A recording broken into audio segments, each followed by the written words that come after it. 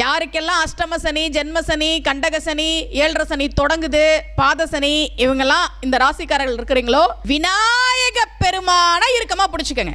ஏன்னா 2 பேரால தான் சனி பகவான் இன்னைக்கு வரைக்கும் கஷ்டப்பட்டு இருக்கிறார். ஒருத்தர் விநாயகர், இன்னொருத்தர் ஆஞ்சநேயர். விநாயகரை பிடிக்க வந்தப்போ சனி பகவான் சொன்னாரு, நான் எல்லா தெய்வங்களையும் பிடிச்சிருக்கிறேன், நான் வந்தா தெய்வங்கள் சில நிமிடங்கள் அந்த சாக்கடைக்குள்ள ஒளிந்திட்டு இருக்கிற சூழல் கூட வந்துச்சு, நீ தயாரா இருந்துக்கோ. விநாயகர் சொன்னார், அப்படியா, இதை எழுது, இன்று போய் நாளை வா.